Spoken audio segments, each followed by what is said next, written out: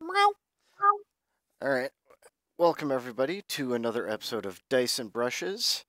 This time we actually have Brett. I know, and I'm actually really hyped up on caffeine right now. So, we're going to get Brett's input as we go through the datasheet abilities. We go over Daca Weapons, we're going to go over the WAs, and we're going to see how many of the HQs we get through tonight. So I Because guess as a right now guess as a we're recording at 11 at night. yeah, that's nothing for me, dude. I'm a party guy. Just to give a heads up to everybody, I do not I don't play Orks, so I don't know how it's going to be. I don't know how the rules are from the previous edition to the current edition. So take this what I say with a grain of salt. Yep, but you're also going to be fighting them, so you I can cannot wait imagine for that. being on the other end. Right? So, Trust me, I cannot wait to fight against them. So, without further ado, let's get into this. First off, for those who haven't seen the previous video, I did go in Daca Weapons lightly. Daca Weapons have two values for the number of attacks that they can make. When a model shoots a Daca weapon, the first value that is on the datasheet is how many shots you get when the target is within half range. The second value is when the target is not within half range. And they end up basically being, these are the same rules as rapid fire, except that with Daca Weapons, you're not going to get as many shots up close as you would if it was rapid fire. But there's a game balance reason for that.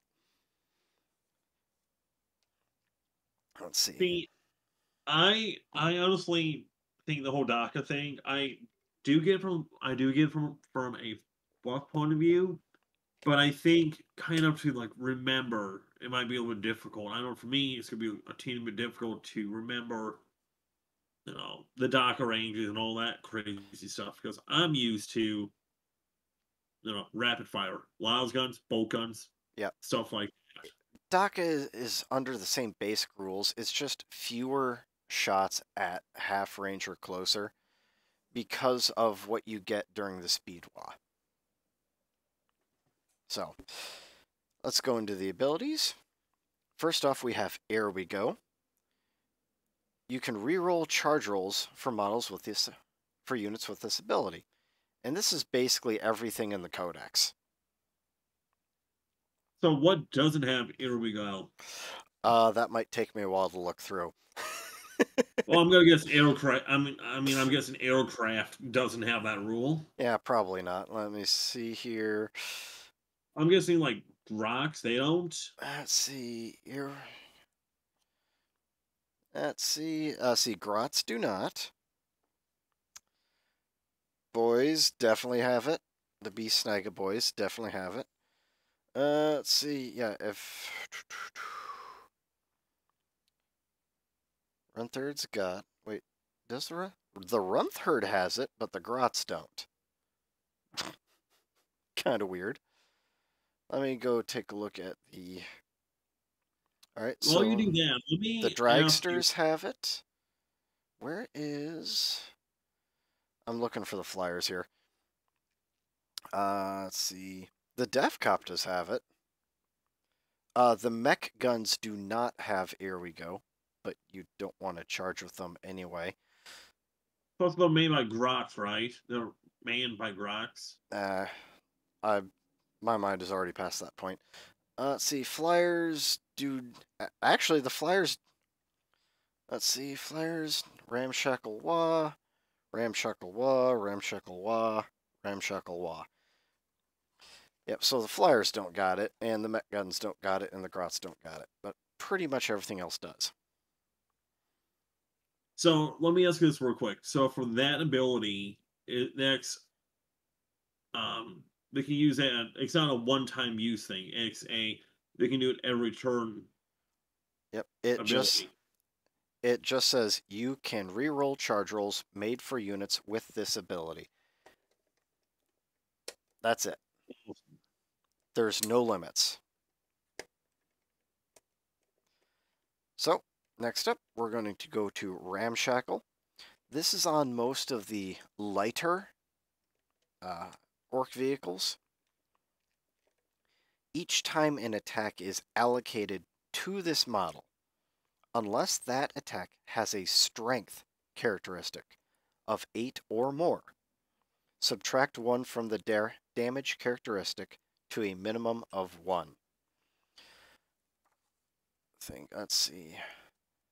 Honestly, I get where the rule's coming from a fluff point of view, but I just don't like it.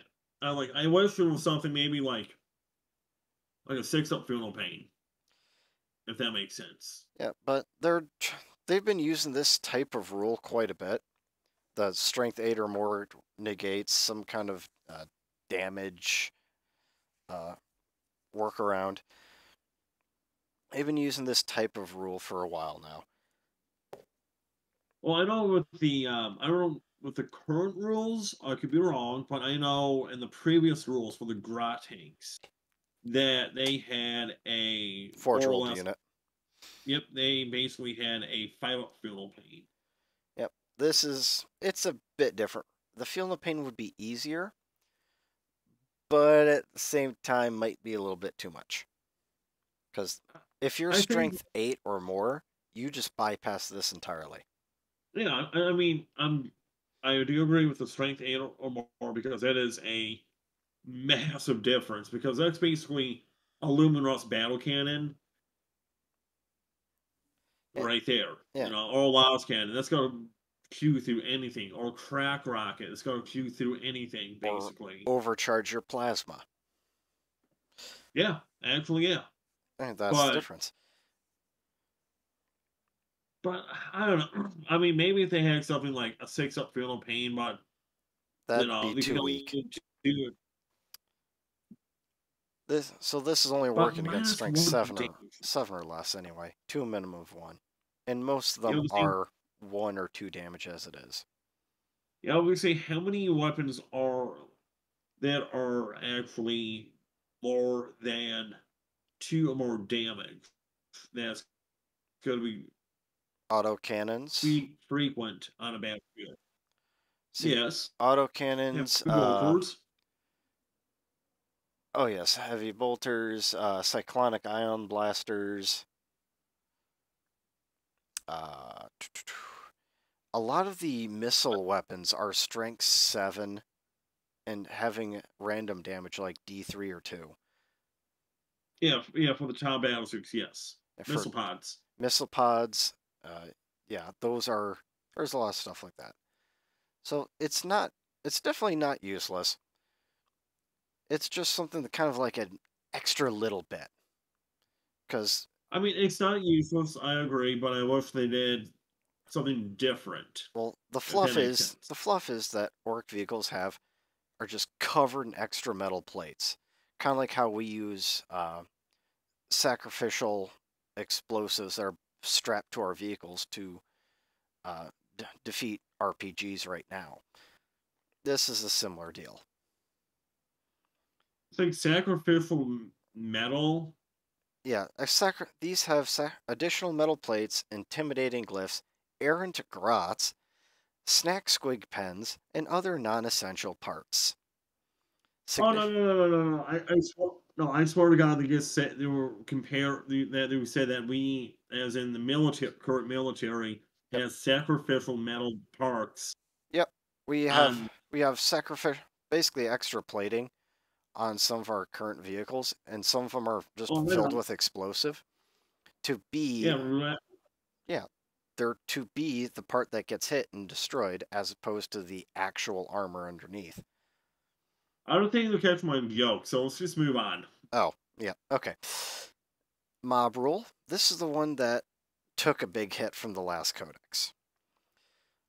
Mob rule currently, while this unit is within 6 inches of a friendly clan mob unit that is not under half strength, this unit is never considered to be under half strength.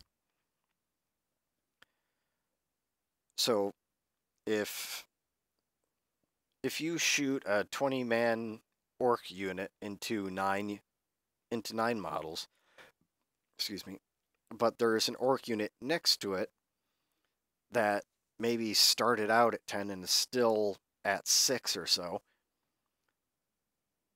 then the one that you went from 20 to 9 on, that unit still counts as not being under half strength for morale purposes.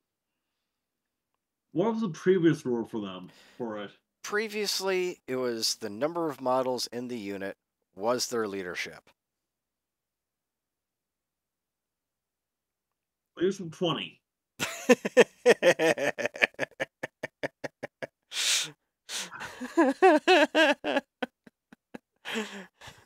I mean, big hit, huh?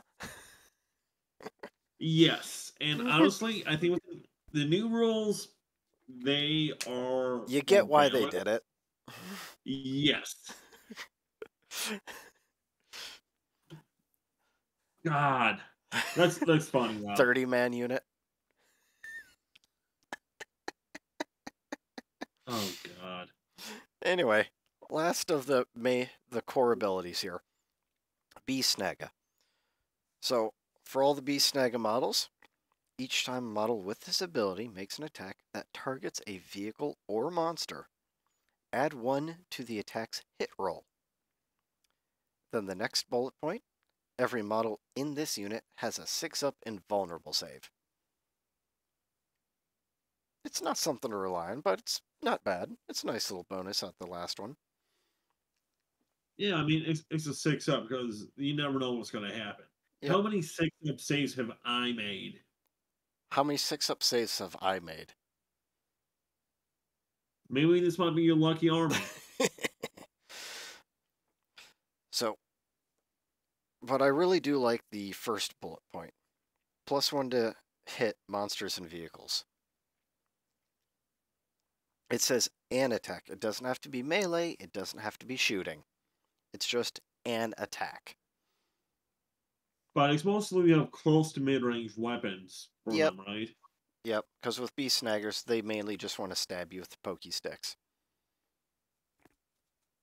Okay, well, at least it's not at least it's not like Flash Gex with No. No. Next up, let's go to the Waz. From the windows to the Waz. If your warlord is a war boss, then once per battle in your command phase, you can call a Wa. To do so, your war boss has to be either on the battlefield or embarked on a transport which is on the battlefield. If your warlord is a speed boss, then once per battle in your command phase, you can instead call Speed Wa. So, if you have a war boss in one detachment and a speed boss in another, by this wording, you cannot call both. It's an either or, because it is still a Wa regardless. You can only call one Wa per battle, so you'd have to choose. Ghazghkull, however, is the only model that can choose to do both. Or sorry, not both, one or the other. But I don't think you'd want to embark Ghazghkull on a transport. We'll go on that later. So first up is the regular Wa. There's for both these Was, there's a stage 1 and a stage 2. Stage 1 has 2 bullet points, stage 2 has 1. So stage 1 of the regular Wa is just called Call to Wa. Orc core and orc character units from your army are eligible to declare a charge even if they advanced this turn. Also, add 1 to the attack characteristic of orc models from your army. So not just core character, but all orc models. And then stage 2 is called Get Stuck In, where you keep the +1 attack. Then we go to the Speed Wa. This is called... Just really kind of quick question for you about that. Huh. Okay, I get to do the first phase. I'm in the first stage, my bad. Yep. And for the second stage, it This, says that you add +1 yep. to your attack. So does that mean that from, let's say they call it on turn 2, does that mean from turn 2 throughout the whole game, do they always have a +1 attack, or is that basically +2 attacks for one turn? No, no. So each of these stages is one turn. So stage 1 is the turn that you actually call the Wa. You'll get an attack and advance and charge. And then the turn after you call the Wa, you get stage 2, which is just +1 to your attack characteristic. On the Gotcha. Okay. next turn after that, you don't get any bonuses. So it's a 2-turn bonus. Nice. I like Excel either way. Yep. It's not for the rest of the game. Otherwise, there'd be no point in calling a Wa on any turn other than 1 or 2. But let's go to the Speed Wa. Stage 1 is called the Big Race. Orc models from your army do not suffer the penalty incurred to their hit rolls for firing assault weapons in the same turn their unit advanced.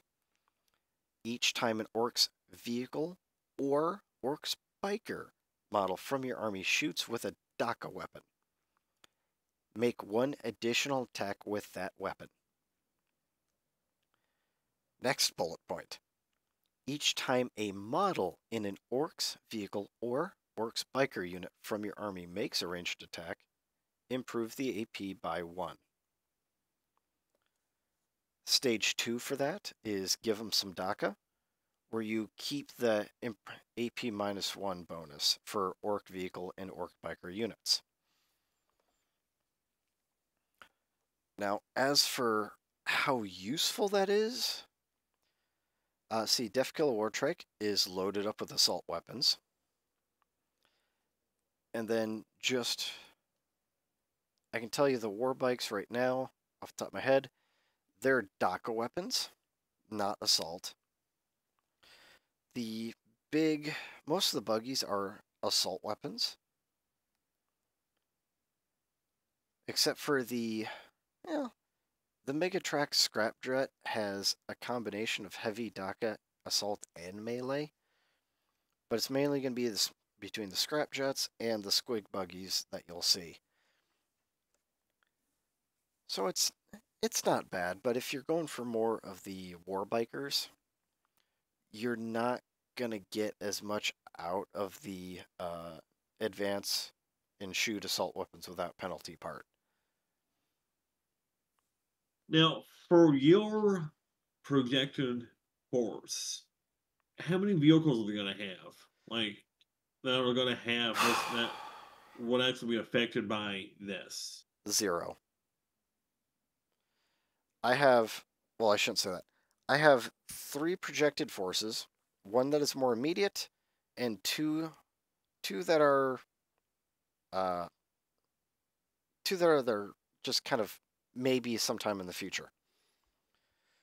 The first one is more of a green tide. The second one is a squig list. Yeah, squiggly. Yep, where it's just a whole bunch of squig hog riders, as much as I can get. And the third list is the competitive Def Killer War Trike, Squig buggies, and Scrapjets. That one's actually the lowest priority. Like every time you say War Trike, I always think about those like motorcycles that instead of having 2 wheels, they have the 3 wheels. It's what it is. It's just an orc version. No, but I can see like one of those things, but with like an orc riding in it. Yep, yeah, that's what the model is. That is. If it works, I guess. Yep. And next up, we'll go to the HQs. So we're going to start off strong with Ghazghkull Thraka. Ghazghkull, He starts off with movement 7, weapon skill 2, bliss skill 5, strength 7, toughness 7, 12 wounds, 5 attacks, 8 leadership, 2+ armor save. He has 3 brackets. In each bracket, his move characteristic goes down by 1, strength goes down by 1, but the attacks goes up by 1 for each bracket. He's equipped with Mork's Roar, which is a ranged weapon, 36-inch range, Daca 1612, strength 5, AP -1, 1 damage. He has Gork's Claw, which is a melee weapon, strength ×2, so you're looking at strength 14 being 15 on the charge because he's a Goth. AP -4, 4 damage. He has Ere We Go, he has Wa, he has Goth's is the Best aura, which is friendly Goth core or character units within 6. Anytime the model makes a melee attack, you can re-roll the hit roll. He is the Grand Warlord, so if he's in your army, he has to be the Warlord. The boss is watching. Here's another aura ability that he has. While friendly Orc unit is within 6 inches of this model, each time a combat attrition test is made for that unit, ignore any and all modifiers. Prophet of Gork and Mork. This model has a 4+ invulnerable save. In addition, this model can only lose a maximum of 4 wounds in each phase. It doesn't matter if you have a 12 damage weapon that hit him, he can only take 4. And in addition to all that, you should keep in mind that he is limited to the Goth specific Warlord trait, which is Propachili. With this, you add 1 to the Warlord's attack characteristic, so he's actually starts off at 6 attacks and ends at 8. And each time the this Warlord makes a melee attack, improve the AP of that characteristic by 1. So Gork's Claw is realistically AP -5. Ew.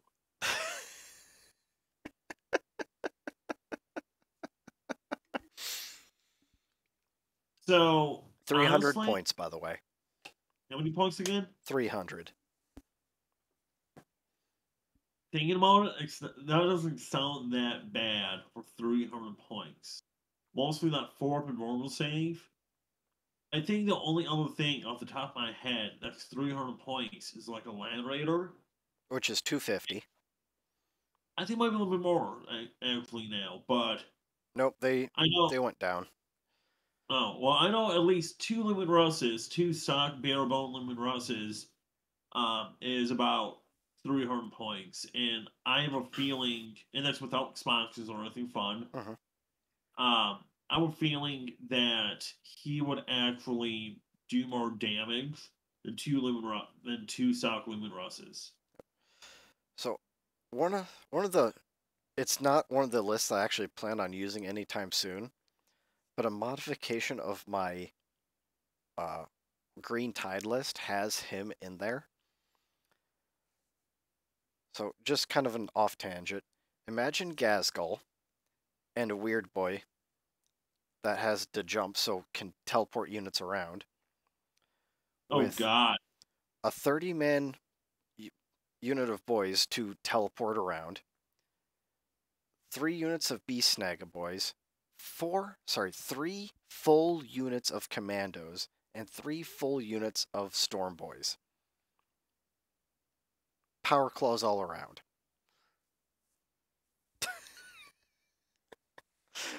So 40. That would be a really good tournament list, actually. I just thought it'd be stupid fun. We'll get to commandos in another video, but they're basically an auto include. Well, for you at least.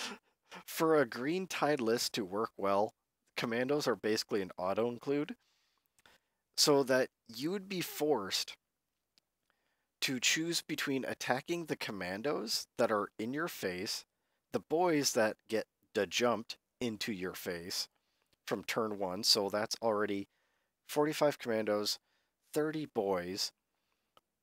So you got 75 orcs plus another 45 storm boys trying to move as quick to you as possible, and they're jump troops, so they're moving 12 inches. And then there's a bunch of boys around Ghazghkull. If there was a will, there is a way for the Emperor. Or for the Tau, they do have interlocking fields of fire. That will also help a ton. It won't matter because he can only lose 4 wounds per phase. And Tau can really only do damage in the shooting phase. I'm just saying for Overwatch. Yep. So that'll be during the charge phase. So that would be another phase. Yes. Well, no, I was gonna say just your in general Green Tide list. Oh. I think my Tau would do a little bit better with Overwatch. Just trying to go and knock out some boys before Ghazghkull gets there. Because off the top of my head, most of my armies, most, not all, they're not really close combat. No. In fact, we actually talked about not just for you talking about damage in close combat. There's actually not a whole lot of armies that have a chance to kill Ghazghkull in one turn. As you think, there are some armies that can do damage in melee. Sorry, in movement. There's armies that can do damage in psychic, in shooting, and in melee. So Dark Eldar can do it. Mm-hmm. Grey Knights can do it. Technically, Necrons can do it because powers of the Satan take place during the movement phase, I believe. And what are there any other armies that you can think of? Oh goodness, yes. What other armies can do damage in at least 3 different phases? Like realistically. 3 different phases. Well, the only thing I can really think off the top of my head, I won't be taking it that much because it's so many points. But a Shadow Sword is now before I forget, is Ghazghkull does he come as a Titanic model? No. Okay, damn. Okay. He is a monster. So the Volcano, it is 3d 30 shots, strength 16, AP -5, and 2d6 damage. Okay. So technically that would be 1 wound. And how many wounds does Ghazghkull have? Nope. He has 12 wounds. He can only lose 4 in a phase total. So it doesn't matter if your Shadow Sword deals 12 damage with a single shot. Oh, okay. I think I maybe just... It doesn't matter. He can only lose 4 wounds in a phase. Well, to answer your question, though, at least for my Imperial Guard, because I know them the most, movement phase, there was nothing. Shooting phase, LOL was a lot. Yes, there is. For the assault phase, the only thing off the top of my head would be, excuse me, I just completely blanked out. Oh, yeah. Oh, psychic phase. I do have a bunch of psychers. Okay. That can cause mortal wounds. So you can use a bunch of psychers. I believe you have they're the Bolgrin, right? Yes, then the Bolgrin. English. Bolgrin. And they have, depending on how you set them up, looking up real quick on my list to Because see the. I'd be thinking you would want the 4-up invul save shield with the bats and having them in a Catachan detachment. Well, here's the problem though with the Bulgwin. English. Bulgrins. So you have that 4-up normal save. That is with the slab shield. Oh, I'm sorry, the Brood shield Yep. is the 4-up normal save. But then if you do the slab shield, that is you add 2 to your saving throw, but they don't have an normal save. So And with Gazgul, he'd be at AP -5. yeah, so the 4-up normal save would be better. Yep. Um, but also you do have the Maul, the Bulgrin Maul. Yep, the bat. Yes, and that would be actually strength 7 -1 AP, but it's 2 damage, and each one has each Bulgrin has 3 attacks, hits on a 3-up. Then on top of that, if they charge you, I get an extra attack, but it's only for the first time. So they should be able to get their maximum damage through of at least of these 4 wounds that they could do. Right? And the only other thing off the top of my head that could actually do some damage in the close combat phase is I mean the Kunin Company commanders with Power Fist is that's not really that much, I know. Yeah, realistic. It's not realistic. Then the other thing technically they could do is they could take servitors, and yes, they have weapon skill 5. Yes, they're only 1 attack, but they do have power fists, and the power fists are at 3 damage, strength 6, -2 AP. But wow, they'll only be hitting on a 6-up, so maybe Yeah, no. that's other than that. Yeah. So you would need Bulgrin and a whole bunch of Psychers. So you would need to change how your list is built from the ground up to deal with Gazgul in a single turn. Yes, and since the last game that I had with my guard, I am revamping everything up. But Okay. that's not the point right now. We're talking about Gazgul and all that fun stuff. So please continue, Mason. So oddly enough, Gazgul doesn't appear to be the competitive choice. He seems to be very good at casual play games. Because the more competitive players are actually that are doing well in tournaments, they're actually bringing Death Killer War Trikes or I should say, the Beast Boss on Squigsaur. But we're not there yet. Next up, we're going to talk about Gazgul's buddy, Makari. So Makari is the grot that follows Gazgul around. He's movement 5, weapon bless skill 4, strength 3, toughness 3, 4 wounds, 2 attacks, 6 leadership, 6-up save. He has Makari's Stabba, which is melee weapon, strength user, AP 0, 1 damage.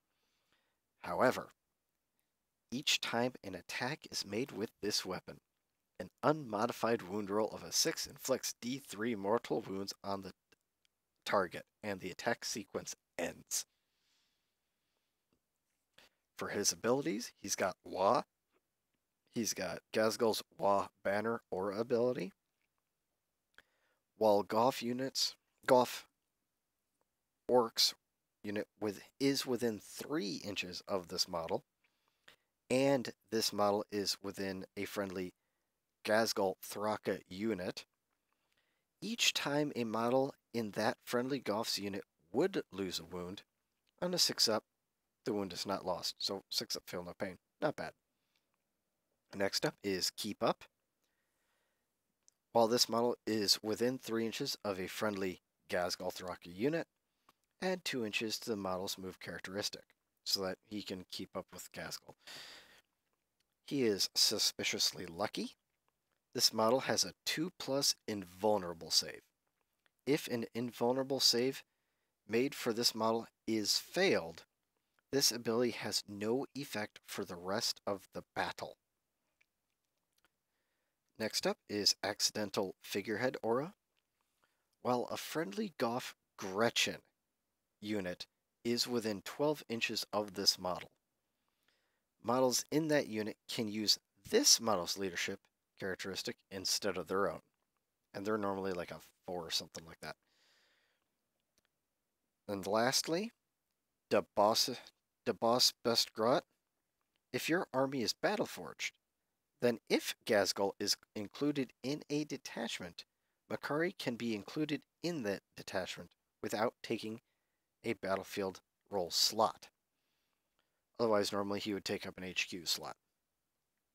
And he's only 3 power. And that HQ slot for Orks, that's everyone counts because the Orks, I think, have some of the best HQs out there. Oh, there's definitely some cool stuff. So, yay, nay on Makari, maybe only if he's in with Ghazghkull for 55 points. Because we don't really play battles with power level. Yep. I don't know how many points he would be off the top of my head. I don't know how many points he 55. is. The only good thing I can really, there's only 3 good things I can see about him. Number 1, he has a 2-up invulnerable save, basically, which is okay. Yeah.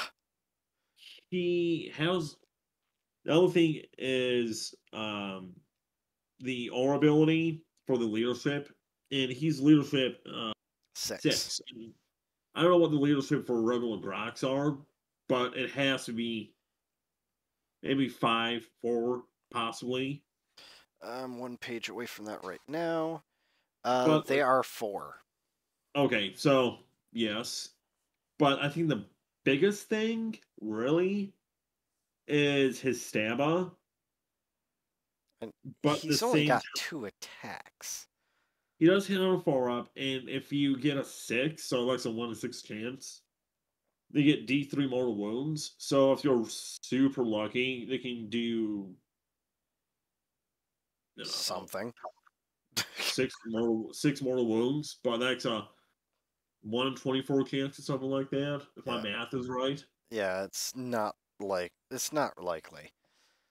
But at the same time, for 55 points, I bet they can find something a little bit better, to be honest with you. Yep, especially when Orc Boys are 9 points. I mean, we can move on right after what I say, but honestly, if they have a really heavy Grot army, yes.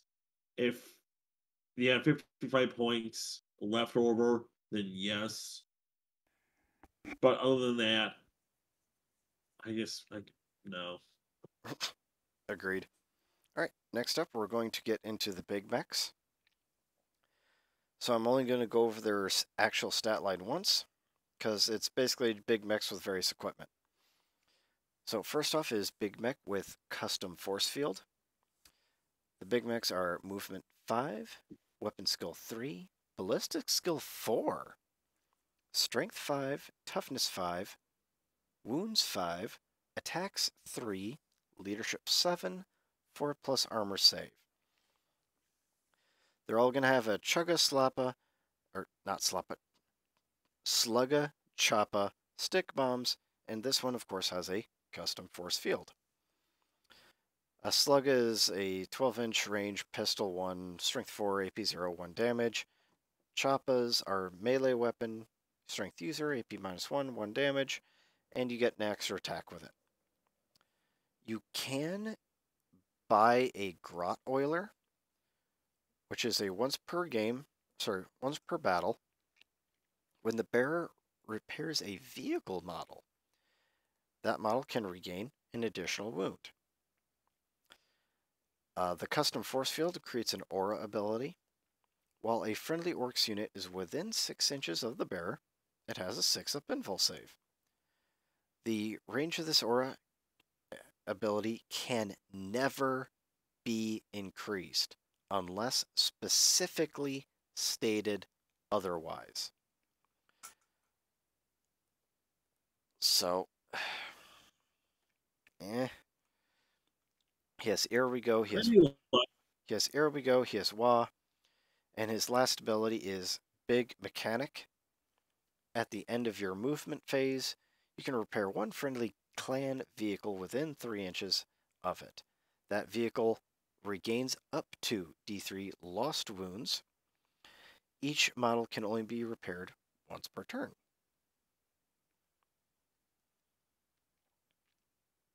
So the same thing as a Tech Priest. Yep, only we're not going over it just yet, but there is a stratagem to increase the size of that aura of the custom force field and the power of it. But let's move on. Big Mech with shock attack gun, so take off the custom force field and put a big cool gun on him. The shock attack gun has a range of 60. It's heavy D6. The strength of the attacks is 2d6, is AP minus 5, d6 damage. It has the blast keyword, has the blast rule on it. And when you roll for the strength, if the strength is an 11 plus, each successful hit inflicts D3 mortal wounds on the target in addition to any normal damage. Still hits on a 4 plus. And honestly, I think that's pretty good. Mostly if they're facing off against like a lot of an army list that has a lot of vehicles. Russes, Predators, So even the Big Mech with custom force field is 85 points. The shock attack gun is 110.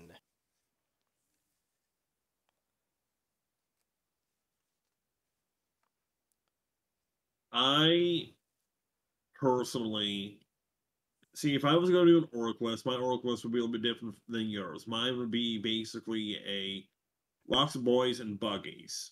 So a really heavily mechanized list or a green tide.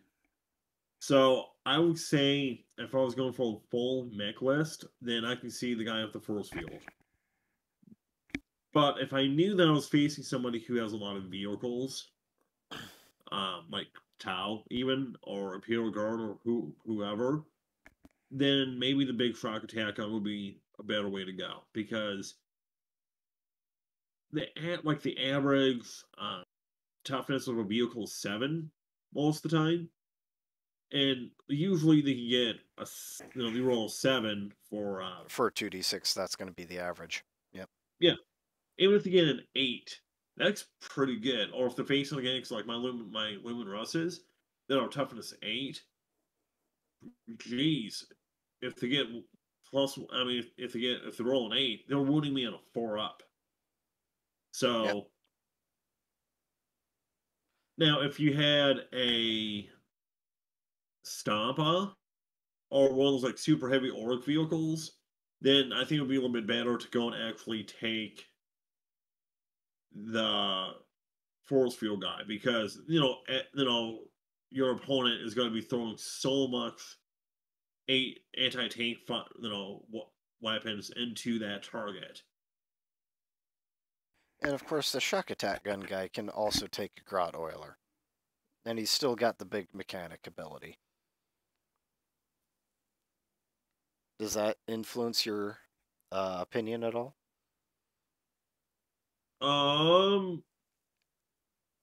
He still, even the Big Mech with shock attack gun, still repairs, still can take a Grot Oiler to repair an additional wound. Like what I said, I think it depends on who I'm facing. What if you don't know who you're facing? If it was a tournament list, if it had to be 2K, I would say the shock attack gun. And you just have him for long, Support. Yeah. Plus he's on a 4 up, which is pretty good, even for Orks. Yep. So we'll move on here. Next up is the standard war boss.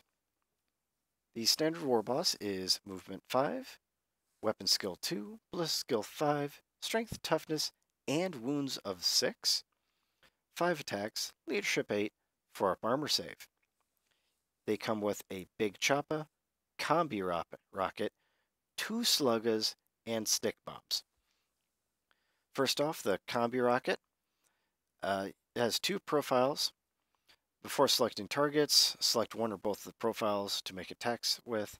If you select both, then each time an attack is made with this weapon in the phase, subtract 1 from that attack's hit roll. So with this weapon in the phase, it doesn't matter which profile it is, they both take the -1 to hit. First off, the rocket profile is 24-inch range, heavy D3, strength 8, AP -2, 3 damage, blast. It's a good weapon. It's a good weapon, but it's still on an orc. Then the Shooter profile is 18-inch range, Dakka 3-2, strength 4, AP 0, 1 damage.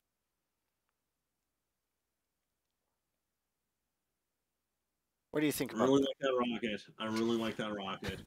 Your guardsmen would love to have that, wouldn't they? Well, I mean, if they're going against Space Marines,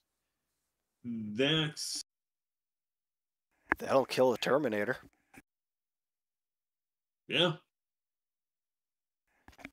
Let's see. Next up is the Slugga, which he has 2 of.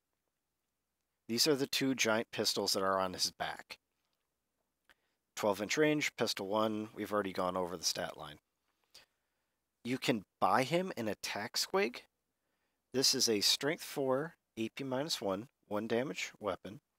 Each time the bearer fights, it makes 2 additional attacks with this weapon, and no more than 2 additional attacks can be made with this weapon. Next up is the big Choppa that he's normally equipped with. This is strength +2, AP -1, 2 damage. You can also buy him a Power Claw, strength ×2, AP -3, 2 damage. You make an attack with it, it's -1 to hit with. The Combi Rocket can also be replaced with a Combi Scorcha, so replace the rocket with basically a heavy flamer stat line, or 1 custom Shooter, which is just basically double those. The Dakka 3-2, so I think it's like Dakka 6-4. I'm just going off the top of my head. He has the Dead Tough rule, which means he has a 5+ invulnerable save standard. He has the Warboss Aura ability. Friendly clan core or clan character units within 6 inches of this model. Each time model makes a melee attack, add 1 to that attack's hit roll. So that basically cancels out the Power Claw's -1. Pretty good. Oh yeah.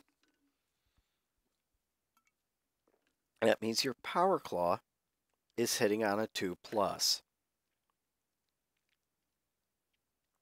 Unless the enemy has a -1 to hit. I like it. But, oh, that's something I forgot to use in our last... No, I was using something better than the invul save. Never mind.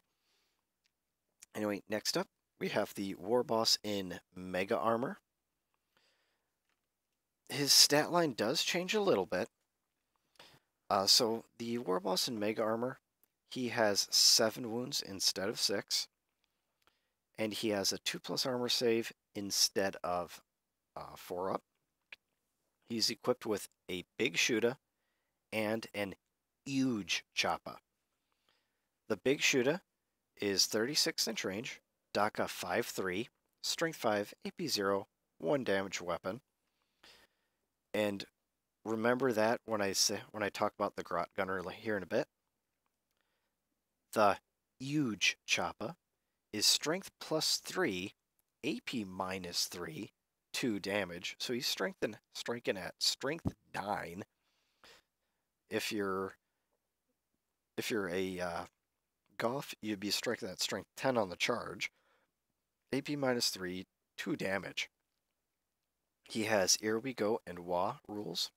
He has Dead Tough, the Grot Gunner. Each time this model makes an attack with a Big Shooter or relic that replaces this model's Big Shooter, add 1 to the attack's hit roll. So his Big Shoot is hitting on 4s. Ooh. And then, of course, he has the same War Boss ability. Now, there are some relics that I talked about in the previous video that only apply to this War Boss. And they're not bad. But basically, imagine a giant orc charging into you and then it dealing mortal wounds. Now, remind me here real quick. So, I could be wrong on this. Mhm. In previous editions of the Orc Codexes. I can only remember 5th edition. Okay, well, back in 5th edition, could Orcs and Mega Armor teleport? Deep Strike. I don't think so. Okay, for some odd reason, I thought they could. No, I'd have to see previous editions too, but I don't think so. Because I was just thinking to myself, my goodness, that would be insane. Yep. That and the other models that I love from the Orcs is the Knobs and Mega Armor. Like those guys. I have 5 of them. Oof, boy, those guys seem unkillable. They don't have an invul save, as far as I recall. Still, I mean, they can take a lot of damage, I bet, and they deal a lot of damage. Oh, they can definitely deal a lot of damage. Yep, just checking now. Yep, there is no invul save on the Mega Knobs. Anyway, moving on to the next HQ, the Weird Boy. And just one quick thing I do want to say, just as a side note. The one thing that I find really strange is they don't have a war boss on either a squig or a They bike. do. They do have War Boss on a Squig. It's just the Beast Boss on Squiggasaur. Okay. The War Boss on Warbike is now a Forge World only. Okay. I understand where you're coming from on that, but they were getting rid of stuff. Boo. Hiss. Yep. But let's move on to the Weird Boy. Weird Boy has movement of 5, weapon skill 3, ballistic skill 5, strength, toughness, and wounds of 5, 3 attacks, leadership 6, 6 up armor. He has a Weird Boy staff, which is strength plus 3, AP minus 1, D3 damage. So he's striking at strength 8, AP minus 1, D3 damage. Not bad. He has Ere We Go and Wah. He has the Wah energy rule. While there are 20 or more orc models, excluding Gretchen, within 12 inches of this model can attempt to manifest 1 additional psychic power. And as a Psycher, he can attempt to normally manifest 1 power in your psychic phase and deny 1. He knows Smite and 2 psychic powers from the Power of the Wah discipline, which we went over in the previous video. For you, Brett, probably the way I would use this guy is using Warpath, which is a psychic attack, or not attack, a psychic blessing which adds 1 to the attack characteristics of models in a unit, and then cast the jump on a 30-man orc unit with Choppas. The only reason why I would bring a Weird Boy was just for Doug Jump. Yep. And I get it. There's other good powers, like Fist of Gork and the Crunch can have its place. Fist of Gork is power that is blessing to characters. Adds 2 to the model's strength and attack characteristics. If the test was passed on 11 or more, add 3 to strength and attacks instead. So imagine a Weird Boy giving plus 2 or 3 strength and attacks to Ghazghkull. Jeez. Just for fun. So far, to be honest with you, I think You the could only technically get... Let's see, in here you do multiplication first, so strength 14, plus 1 for the charge, 15. You could technically get Ghazghkull to strength 18. oof. Just for giggles. Goodbye, Titans. With the help of a weird boy. See, to be honest with you, though, with the other HQ choices so far, I only really like the weird boy with the shock attack gun, and then the The big Warboss mech with a shock attack gun. Yes. And the Warboss and Mega Armor. Like, that's the only thing that's Okay. really tickling my fancy right now. Alright. And next up, we'll go for a big mech in Mega Armor. I actually have one of these. Ooh, boy. I don't think I'll be using him, though. Well, not as an assault, anyway. Big mech in Mega Armor. He is movement 4. Weapon skill 3. Ballistic skill 4. Strength and toughness of 5. 6 wounds, 3 attacks, 8 leadership, 2 up armor save. He comes equipped with a custom Mega Blasta and a Power Claw. So we'll start with the Power Claw just for giggles. Power Claw, strength times 2, AP minus 3, 2 damage, minus 1 to hit with. The custom Mega Blasta is range 24, assault D3, strength 8, AP minus 3, D6 damage, blast, unmodified hit rolls of 1. The bearer suffers 1 mortal wound after shooting the weapon. Now, he can be equipped with a custom force field, which we talked about. He does have the big mechanic ability. He can take a Grot Oiler. He can take a whole bunch of stuff. He can take a Combi Scorcher, which we kind of talked about lightly earlier. So, Shuda is that range 18, Dakka 3-2, etc. But the Combi Scorcher, the Scorcher itself is range 12, assault D6, strength 5, AP minus 1, 1 damage, and it's flamer so it auto hits the target. But keep in mind that that would replace the custom Mega Blasta. Next up, a next weapon that you could replace that custom Mega Blaster with is the custom Shuda. Strength 8, or sorry, range 18, Dakka 6-4, strength 4, AP 0-1 blast. And you have a choice of either the custom force field or a teleport blasta. This is what goes on his back. So you can have a teleport blasta and a custom Mega Blasta. The teleport blasta is range 12, assault D6, strength 8, AP minus 2, 3 damage, blast. Let me check his points real quick and tell me what you think of him while I do that.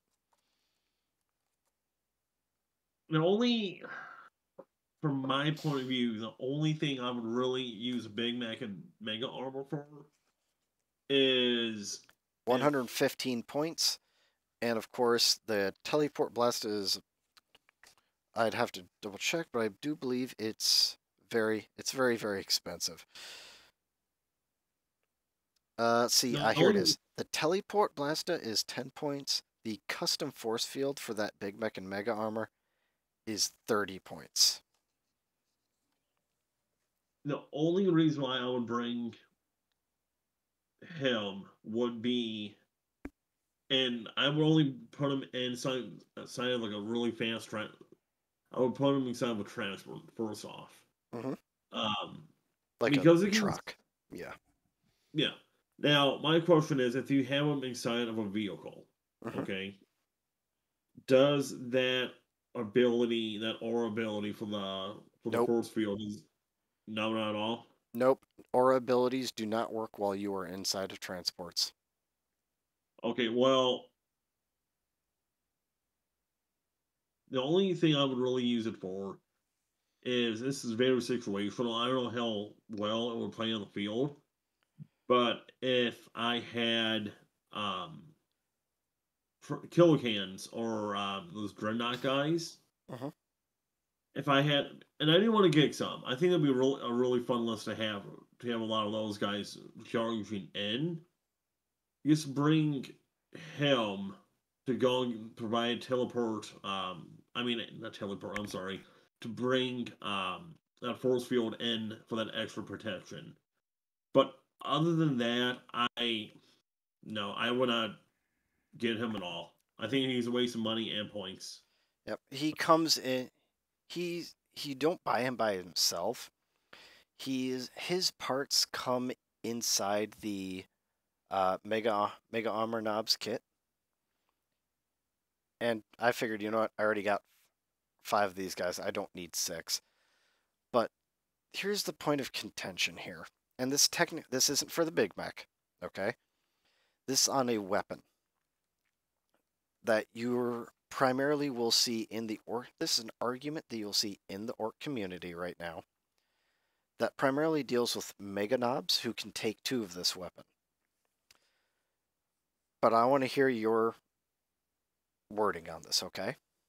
Okay. The Kill Saw is a melee weapon.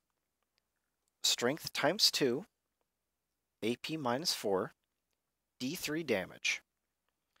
Each time an attack is made with this weapon, subtract 1 from the attack's hit roll. Okay, that's all good and fine. But here's the point of contention. Each time the bear fights, if it is equipped with 2 kill saws, it makes 1 additional attack with this weapon. Again, the Big Mech can't take 2 of these, but the Mega Armor Knobs can. Okay. Part of the community that is in my point of view says that if you have 2 of the kill saws, 1 in each arm, you make 1 additional attack as it's read here. The other part of the Orc community is claiming that the kill saw profile stacks, that you would get 2 additional attacks when you have 2 kill saws instead. This is not a ninth edition. This was in a previous edition. So this is where I'm getting my point of view from, okay? Uh-huh. I remember seeing like either it was like an FAQ or something. It was along the lines of for Space Marines. I think it was for Chaos Space Marines. You could take this was back in the day where they could actually um if you had 2 close combat weapons, you would get a bonus attack. Uh-huh. And somebody said that, well, what would happen if you took 2 cane swords? Will that give you an extra bonus attack? So instead of +1 attack, it would be +2 attacks. Somebody then asked, well, what about if you take 2 bolt pistols? Is that going to be 2 shot? Is that going to be 2 shots? Well, this is how the ruling was done. Forget about the bolt pistols. For the close combat weapons, for the cane swords, it was basically if you had 2 cane swords, it was an extra attack. Because you had 2 close combat weapons. Correct. So I would have to say for you, you are correct. That's how I see it. I think the way that you are interpreting the phrasing. Yep. Each time the bear fights, if it is equipped with 2 kill saws, it makes 1 additional attack with this weapon. Yes. That's it. So the melee weapon profiles do not stack in the same way that shooting weapon profiles do. right? Correct. So if I have 2 big shooters, those are two big shooters, and you will get that. But kill saws come off your attack characteristic. They themselves do not have their own. Correct. That because of this interaction with the attack characteristic and the fact that it says that you have to have 2 to get 1, that is why you do not get the 2 additional attacks just for having 2. There are multiple ways in this codex to add attacks. You do not need to cheat. All right? Nobody needs cheat. Cheaters are bad. Melee weapon profiles like this do not stack. It specifically says so, that you need 2. There's no way around it. But moving on from my pet peeve here, we go into Boss Snickrot. Boss Snickrot has a 6-inch range for movement, weapon skill 2, bliss skill 5, strength, toughness, wounds, and attacks of 6, leadership 7, 6-up armor save. He's equipped with Mork's teeth, stick bombs, and you can only have 1 Snickrot in your army. Go figure. Mork's teeth is melee weapon, strength user, so strength 6, AP -2, 2 damage. He has Ere We Go. He has Wah. He is a cunning infiltrator. So during deployment, you set up this model. It can be set up anywhere on the battlefield that is more than 9 inches away from your enemy deployment zone and any enemy models. He is a terrifying killer aura ability. While an enemy unit is within 6, subtract 2 from that leadership characteristic of that unit. He is dead tough. He has the throat slit rule. Each time this model makes an attack, if it is within 1 inch of a terrain feature, bleh, add 1 to the attack's wound roll. He's already strength 6. He's getting +1 to wound if you're within 1 inch of a terrain piece. He's already hitting on 2s. Whew. Beautiful. Well, thing about this though, There's 2 more. There's 2 more rules to go over real quick, alright? Okay. While a friendly Blood Axes Commandos unit is within 6 inches of this model, each time a model in that unit makes a melee attack, add 1 to the attack's hit roll.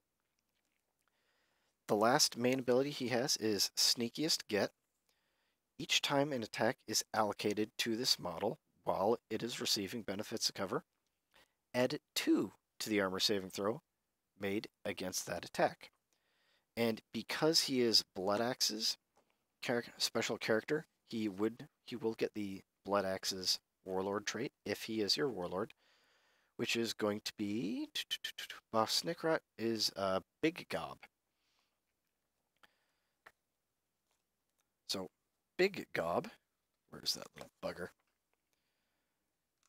Evil Sons, Death Skulls, Blood Axes, here we go.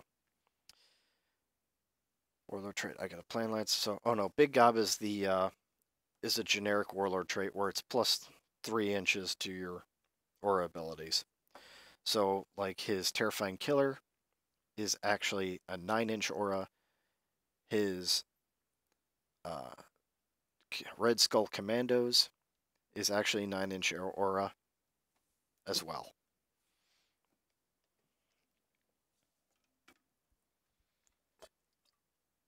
What you think about Boss Snickrot? So the one big thing that I'm very, very impressed with, and I would definitely take him, is this. So for that throat slit rule, a +1 to wound. Mhm. So against a vehicle, yet again, toughness 7, toughness 8, doesn't matter. Mhm. You'd be wounding on a 5-up, correct? Normally you'd be wounding on 5. With this, you'd be wounding on a 4. Yes. Then on Sorry, top of that, this is on the, yeah, this is the, That's if they're within 1 inch of a terrain feature. It's situational and all that, but having that option of and you have 6 attacks and it's Hmm. AP minus 2, Yep. 2 damage. That is pretty good. That is a very good bonus. And he is a Um, cool model. I just wish he was available in plastic. I got something to tell you off air. Remind me, but anyway, um, I will take them as almost a default. I think you and I both agree that Commandos are awesome, and I personally think that Skate Rot is pretty effing good to say the least. I do agree with that. I just wouldn't. No, I just wouldn't have him as my warlord. Correct, because honestly, he's gonna die. He is gonna be sacrificed. Oh yeah, he is definitely gonna die. On the top of that, thinking about it, he's got damage too. He can be cutting through space marines. Hmm. So, moving on. Top of that, one last thing. Oh, okay. Plague marines, it's 5. It'd be usually ruling me on a 3-up, but with him, if plague marines are within that area, 2. it'd be ruling my plague marines on a 2-up. Yep. I mean, I'd only be doing 1 damage because they're uh, Oh disgustingly yes, resilient. But I completely forgot about that. But still, that is that would pretty still good. push quite a few through. That'd still kill 1 or 2. Next up, Boss Zagstruk, and I do have this model. He is a movement of 12. He has weapon skill 2 up, bliss skill 5, strength, toughness, wounds, and attacks of 6, leadership 7, excuse me, 4 up armor save. He's equipped with a few things here. He's got Blitz Missiles, Slugga, Choppa, and Divulge's Claws. So first up is Blitz Missiles. This is new. Range 18, Assault D3, Strength 6, AP minus 1, Damage D3, Blast Weapon. He has a Slugga, he has a Choppa. Divulge's Claws are a bit different from what they used to be. They are now Strength plus 2, so Strength 8, AP minus 3, 2 damage. For his rules, he's got Ere We Go, Wah, Full Throttle, and this is also on the Storm Boys as well. Each time this model advances, well, a version is on Storm Boys, I should say. Each time this model advances, do not make an advance roll. Instead, until the end of the phase, add 6 inches to the move characteristic of the model and roll 1d6. On a 1, this model suffers 1 mortal wound. Cyborg Body. Each time this model would lose a wound on a 5+, it's ignored. Next up is his Drill Boss Aura ability. While a friendly Goff Storm Boys unit is within 6 inches of this model, each time a morale test is failed for that unit, until the end of the phase, half the number of models that flee from that unit due to failed combat attrition tests.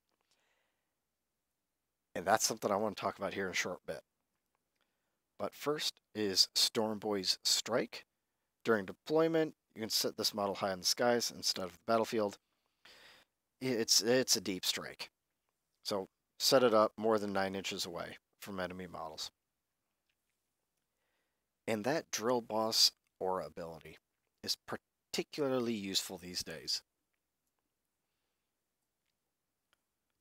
Because how many orcs did I lose to that one in the 500-point game? How many orc boys did I lose to that one combat attrition test that I had to take? I can't remember. I can't remember off the top of my head, but it was still a good number. Maybe like 5. Yeah, I think. So if I had Zagstruk in there instead, like Zagstruk, Snickrot are very good choices for my horde list. It's just that I would have to sacrifice bodies for it. Now, ideally, I'd have them and Ghazghkull, but that would be very, very expensive. So I would have to choose realistically Ghazghkull and the Weird Boy. Because, well, let's take a look here at their points real quick. Well, while you do that, my opinion is he's a cool model. He's got some cool rules. But just to save points and HQ slots and all that fun stuff, I would not take him. Yep, so, let's see here. Zagstruk is 110 points. Snickrot is 95. Does that change your opinion at all? We said, hold on one quick second. My phone's being bad. There we go. Saying Snickrot is 95 points? No. Yes. Snickrot, the sneaky boy, is 95. Zagstruk is 110. Yeah, I'm not taking Zagstruk. He doesn't fit my play style at all. All right. Now here's something I love this model. I just wish it could call a normal Wa. The Def Killa War Trike.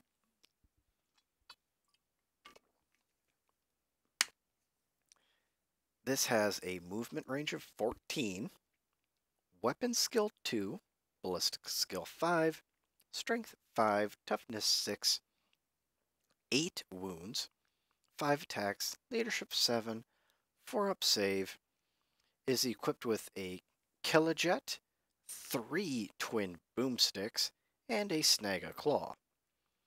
The Killajet, before selecting targets, you select one of these profiles to attack with.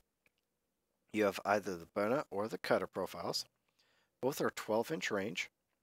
The Burna is Assault D6, Strength 5, AP-1, 1 damage, and it automatically hits.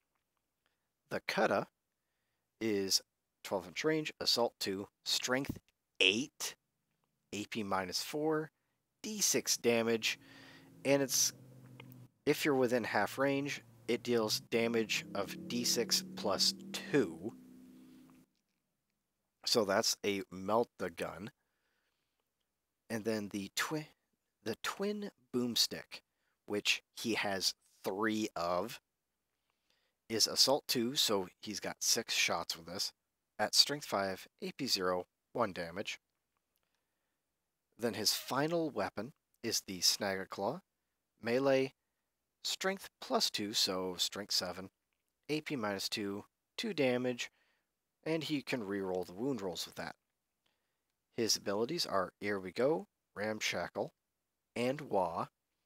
He has Big Red Button. So each time you advance, you auto-advance 6 inches. He's dead tough. He's got a Fuel Mixagrot.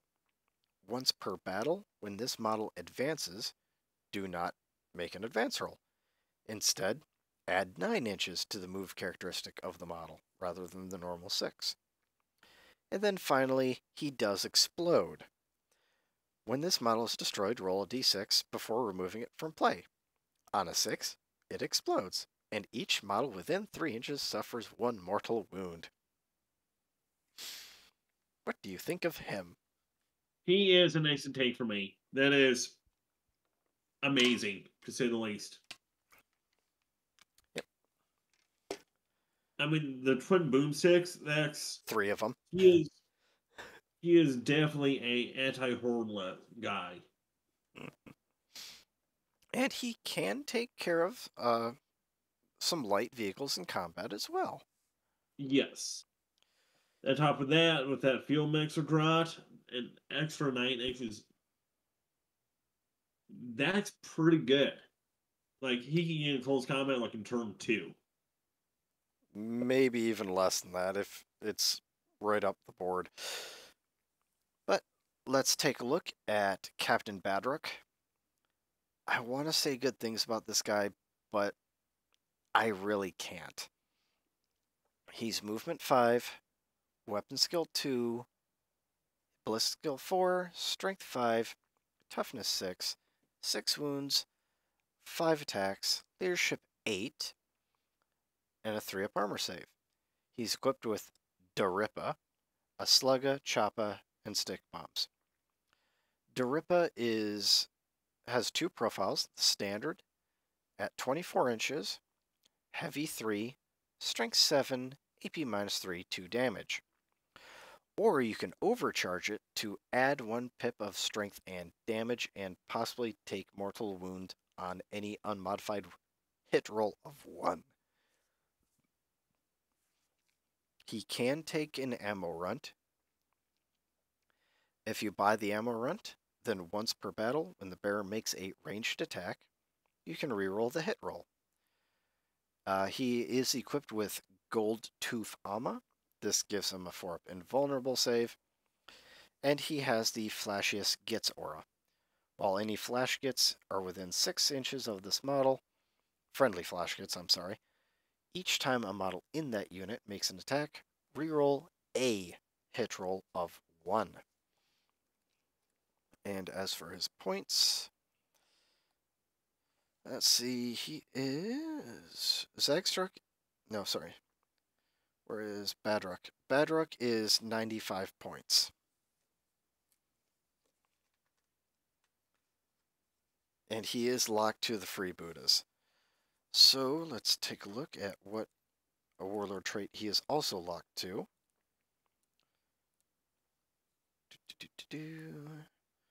Let's see, Captain Badruk is locked to Killer Reputation. So that is an aura of enemies within 3 inches are -1 leadership in that unit and -1 for combat attrition tests.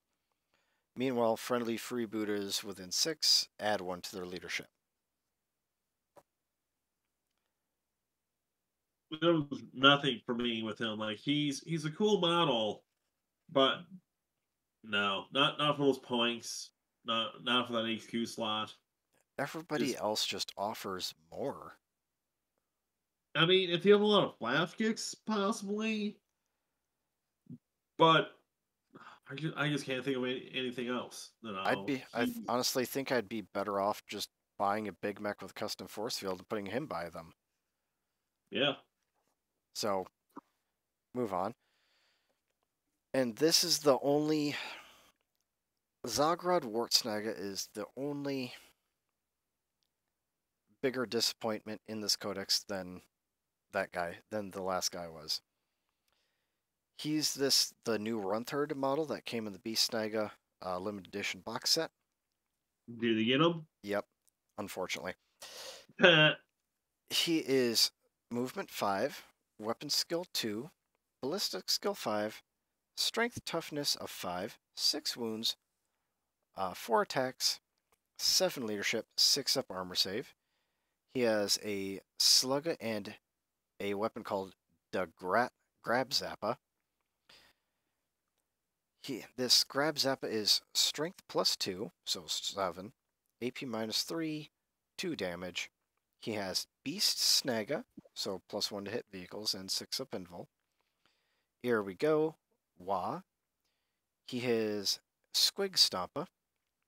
At the start of your fight phase, you can select 1 enemy monster unit that is within 6 inches of this model. Roll a d6. On a 2+, that unit, is not eligible to fight this phase until after all eligible units from your army have done so. Then lastly, we have Super Runts. This is why you would bring him if you did. At the start of the first battle round, select 1 Gretchen core unit from your army to be the Super Runts. Each time a model in that unit makes an attack, add 1 to the attack's hit roll. That unit can shoot while performing action without that action failing. So Grotz would normally have a weapon skill of 5 up. With him, they hit on 4s.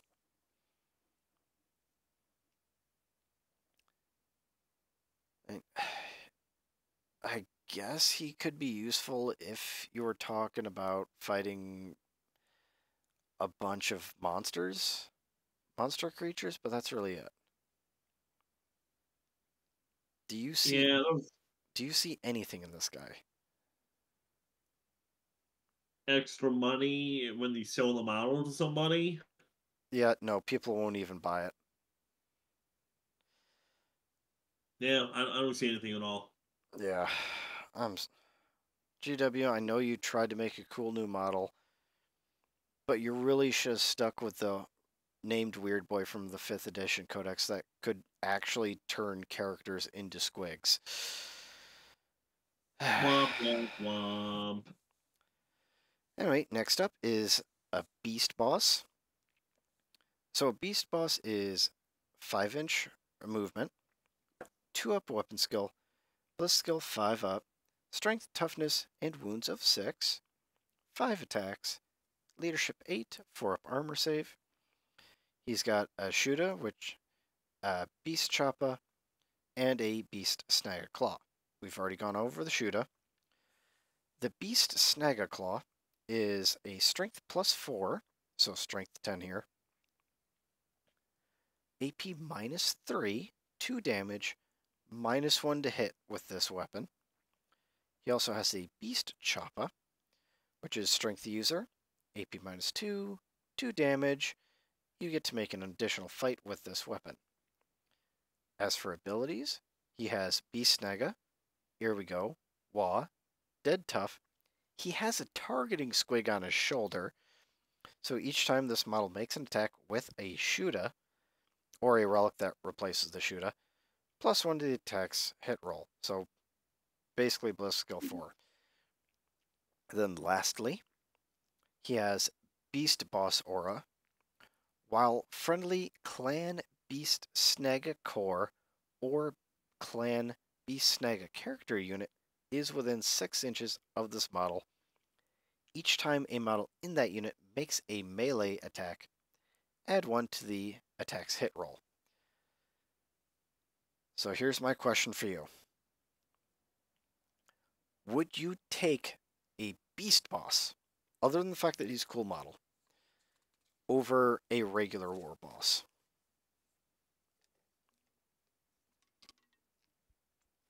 Run the war boss as in mega armor or just like a basic boy? Either. Mega armor.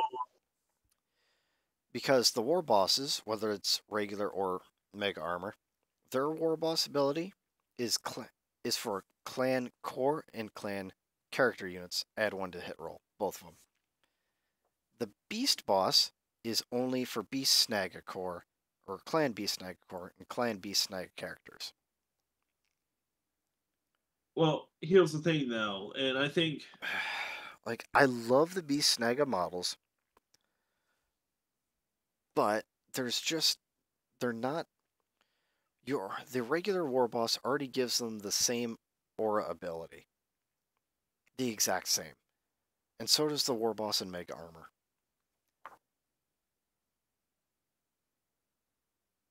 So realistically, and you're here to get him in combat, not shoot with him. So what's the point? I mean, when you're trying to get into when they're moving across the board, you have a chance to shoot. So they might be able to knock out a couple of infantrymen before they get stuck in. Okay, but he's equipped with a Shooter, whereas the war boss has a Combi Rocket, which has a Shooter. Yes, he's hits on 5 as opposed to a 4 of the beast boss, but the war boss at least comes with a Combi Rocket. I mean, I was doing a beast man. Oh my god, I was doing a beast Snagga army. I would not take him at all. Yeah. I mean, But the beast Snagga war bosses do have their own warlord traits that they can take, which I covered in the last video. But most of them do not hold a candle to Brutal but Cunning, which is generic, that anybody can take. Yeah. It's just that regular war bosses and War Boss and Mega Armor basically do the same job, but they buff better. Sorry. Then next up, let's go to the Beast Boss on Squiggasaur. This is apparently what the tournament scene is loving. He's got movement of 10, weapon skill 2, ballistic skill 5, strength 6, toughness 7, 9 wounds, so he can be hidden still, 5 attacks, leadership 8, 4 up armor save. He has a Slugga, he has a thump gun, range 18, assault D3, strength 6, AP -1, D3 damage, blast. He does have a beast Choppa. And then here's the fun part. He has Squiggasaurus Jaws. So this is the squig that he's riding. The squig that he's riding makes 3 additional... Each time the bear fights, it makes 3 additional attacks with this weapon. And no more than 3 attacks can be made with this weapon. Each time an attack is made with this weapon, an unmodified wound roll of a 6 inflicts 3 mortal wounds on the target, and the attack sequence ends. So this isn't in addition to normal damage. This is just, it deals 3 mortal wounds instead of normal damage. That's nice. Strength 7, AP -3, 3 damage. I like him. But wait, there's more. He's dead tough, so he's got a 5 up invul. Okay. He has the thick hide rule. Each time an attack is allocated to this model, subtract 1 from the damage characteristic of the attack to a minimum of 1. And then finally, he has the Beast Boss Aura ability. So what people have been doing, I don't remember if I talked to you about this, okay? Okay. But I know I talked about it in the previous video. So I want you to imagine him with Edwapa's Kill Choppa. This is a relic. Okay. Strength ×2, so strength 12. Okay. AP -3, 2 damage. This replaces his Beast Choppa. Each time an attack is made with this weapon, an unmodified wound roll of a 6 inflicts 1 mortal wound on the target in addition to any normal damage. And on top of that, Brutal but Cunning is the Warlord trait people are putting on him. Each time this Warlord fights, if all of its attacks target 1 enemy unit, after resolving all of those attacks, it can make a number of additional attacks against that enemy unit equal to the number of attacks that did not reach the inflict damage step of the attack sequence during that fight. Goodness. So, you're almost guaranteed to maximize the damage. Jeez, wow, I'm flabbergasted. So, weapon skill 2. He's got Beast Snagga, so it's +1 to hit vehicles. There's also a stratagem for Beast Snagga unit to get +1 to wound vehicles.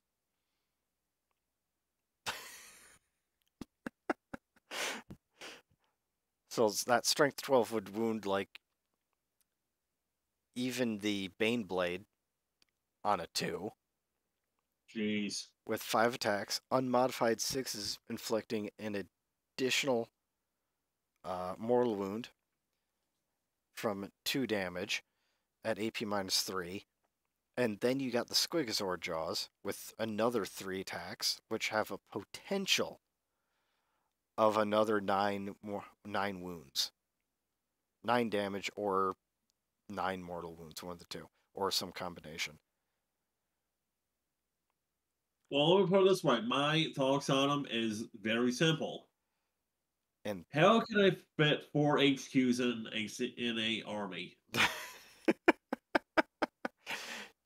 but wait, there's more. There's another build for him. So that was the offensive build. The defensive build. Okay? So this is where it gets a different type of fun. Alright? Okay. So now imagine if you don't want him to die. Alright? Okay. You could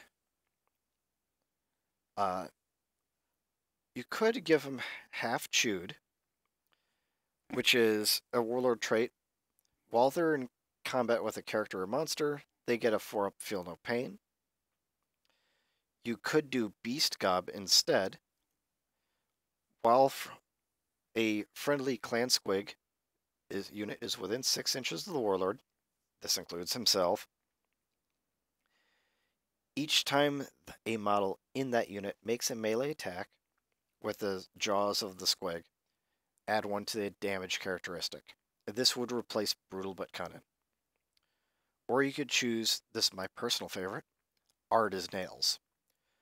Ard as Nails subtracts, each time an attack is made that targets the warlord, subtract 1 from the attack's wound roll. Oi. So he would be -1 to wound, -1 to the damage against him, and on top of that, where's the relics? Oh, I'm going the wrong directions for the relics, aren't I? Yes, I am. Yep, here it is. Beast Hide Mantle.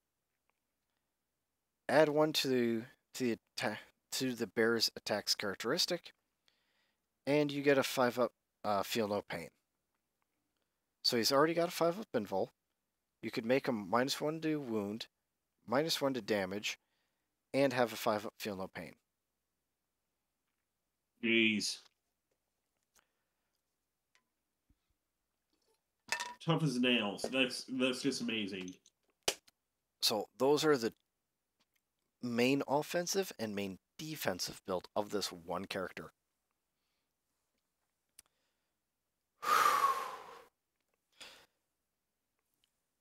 All right. I'm just surprised. Wow. And he's 145 points. Oh, sweet God.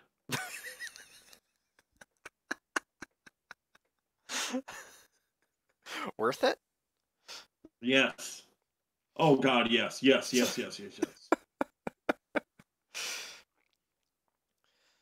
So would you say that he's a more competitive build than Ghazghkull? Yes. For basically half the cost. Less than half. Yes. I can see so much more damage potential. And toughness potential. And on top of that, he's not a huge massive amount also. Oh no, he is big. But is he bigger than Ghazghkull though? I don't know. I really don't. Because Ghazghkull is a pretty good size. I think Ghazghkull is a little bit bigger than a Space Marine Dreadnought. Yeah. In fact, I think he's about the size of a Drempter Dreadnought, isn't he? Something like that, I believe. Okay. So we're getting close to the end here. Next up is the Pain Boss. The Pain Boss has a movement range of 7, weapon skill 3, ballistic skill 5, strength, toughness, and wounds of 5, 4 attacks, leadership 8, 4+ armor save somehow. He comes equipped with a Power Snappa, which is a strength +2, AP -2, 2 damage weapon, which for 5 points could be upgraded to that Beast Snagga Claw. That strength +4, AP -3, 2 damage, -1 to hit 1. You can purchase him a Grot Orderly once per battle. If a 1 is rolled when you are using the Sawbones ability, you can reroll the dice. Speaking of which, his Sawbones ability at the end of your movement phase. This model can heal one friendly Clan Beast Snagga Infantry, Clan Biker, or Clan Beast Snagga Cavalry model, whose unit is within 3 inches of it. If you do so, roll a d6. On a 1, that unit suffers a mortal wound. On a 2+, that model regains up to 2 mortal wounds. Each model can only be healed once per turn. He has Beast Snagga, Ere We Go, Wah abilities, and then lastly, he has the Doc's Tools Aura ability. While a friendly Clan Infantry, Clan Biker, or Clan Cavalry unit is within 3 inches of this model, each time a model in that unit would lose a wound, on a d6, when you roll a 6, a wound is not lost. So, if you're like me and you're going for a green tide list, I like this guy. Yes, I was thinking the same thing. Like, he would be really like 6-up Field of Pain. Yep. Even though it's a 6. That is amazing. Yep. And I'm guessing he's pretty cheap also, right? Let me double check his points, because I don't know him off the top of my head. But what I've been doing is using a CP to buy an additional Warlord trait, using it on him, and using Big Gob, which adds 3 inches to aura abilities. So making... Oh, God. Yeah, buddy. So the Pain Boss is 80 points. Definitely worth every point, to be honest with you. So far, Orc HQs actually suffer from having too many good choices. There's only there's only 2 really bad choices so far, and 1 questionable. But next up, let's go to the Werboy. This is the new Orc Psycher. This guy has a movement of 5 inches, weapon skill 3, ballistic skill 5, strength 5, toughness 5, 5 wounds, 3 attacks, leadership 6, 6 up armor save. He has the Eyes of the Eyes of Mork, which is a range of 12, assault 2, strength 6, AP minus 3, D3 damage. He has the abilities of Beast Snagga, Ere We Go, Wah, and he, like the Weird Boy, he also has the Wah energy special rule. So if he's within 12 inches of 20 plus orcs, he gets to cast additional psychic power. He can manifest 1, deny 1. He knows smite and 2 psychic powers from the Beast Head discipline.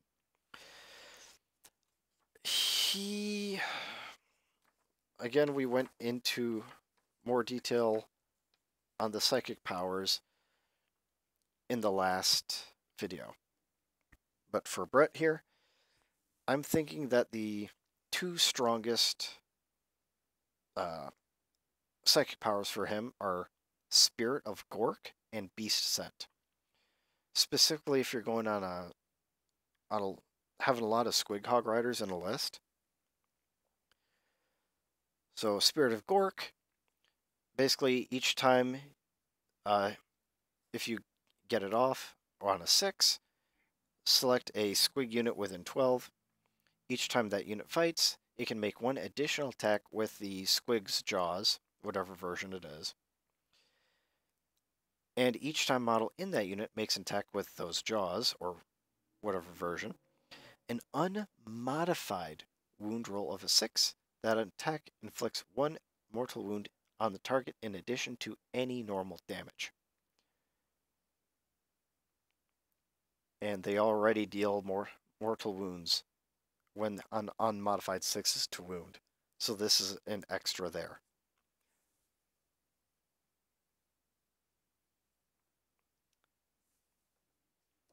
It's pretty good. Yep. Yeah, that's why I said he'd be good in a Squig Hog heavy list.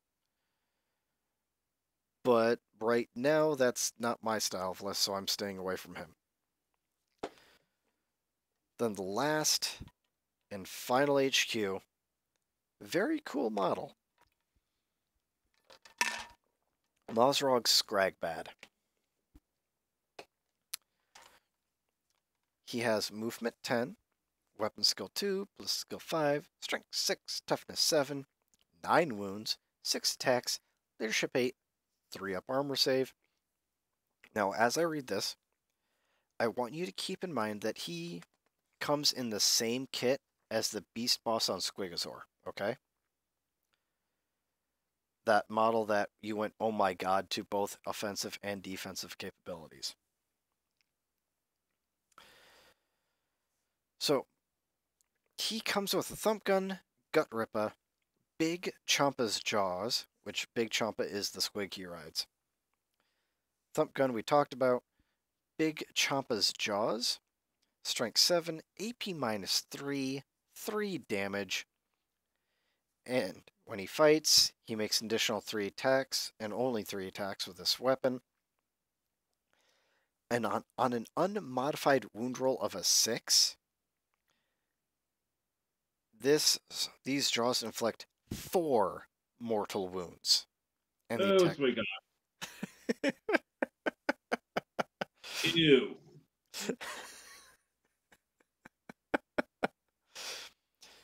Now, his personal weapon is the Gut Ripper. Melee weapon, strength plus 1, so strength 7, AP minus 2, 3 damage. He has Beast Snagga, Ere We Go, Wah. He is tougher than a rock squig, which means he has a 4+ invulnerable. He has that thick hide for minus 1 damage to him, and he has that Beast Boss aura ability. And if you take him as your warlord, you are unfortunately stuck to his warlord trait. Now, for him, this one kind of Surely as a Squiggoth, the first time this warlord is destroyed, you can choose to roll 1d6 at the end of the phase, instead of using any rules that are triggered when a model is destroyed, such as Orks is never beaten stratagem. If you do so, then on a 4+, set this warlord back up on the battlefield as close as possible to where they were destroyed, but not within engagement range of enemy models with D3 wounds remaining.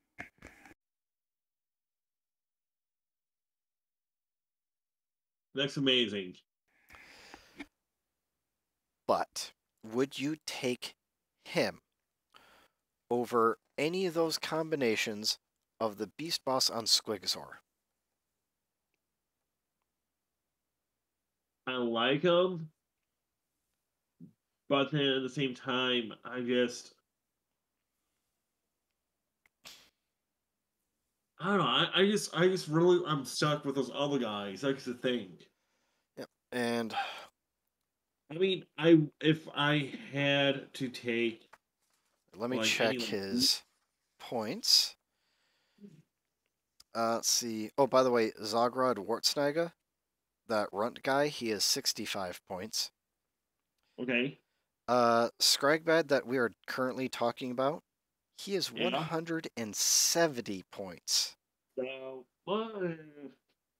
he's on first tier. I'll say second tier. Yeah. Oh, by the way, the Beast Boss on Squigsaur, if you choose to give him a thump gun, it is 5 points, so he would go from 145 to 150, being exactly half the point cost of Gazgul.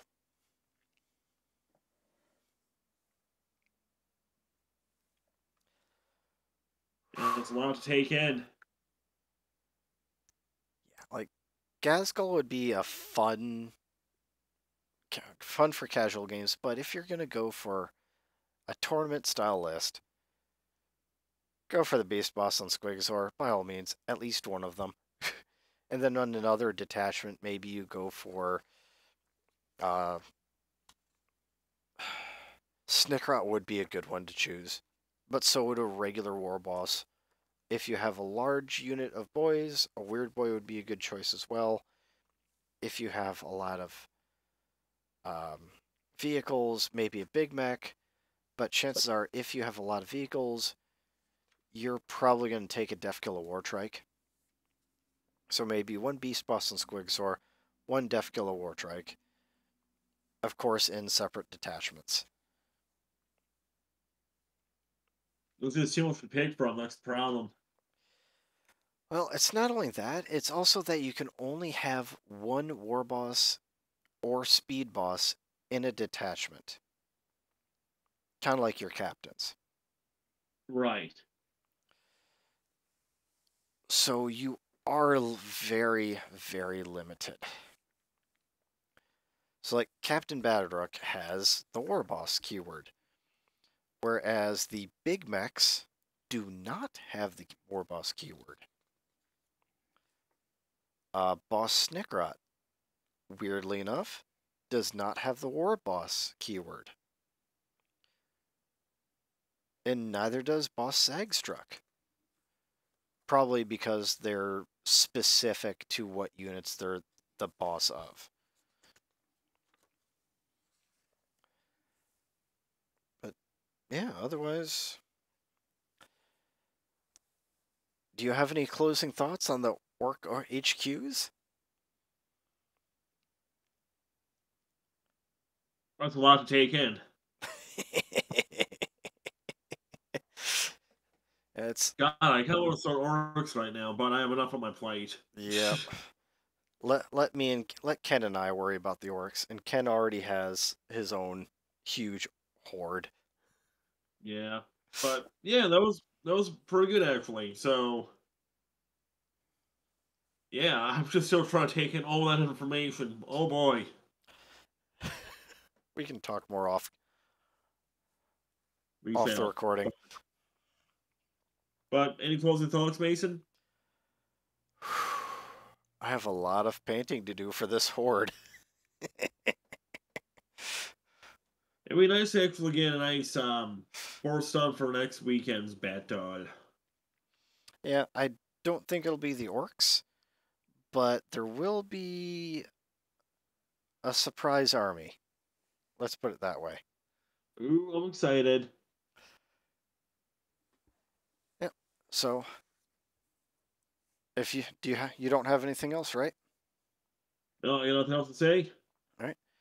In that case, ladies and gentlemen, just as we always say, get your Get your stuff stuff painted. Oh my god.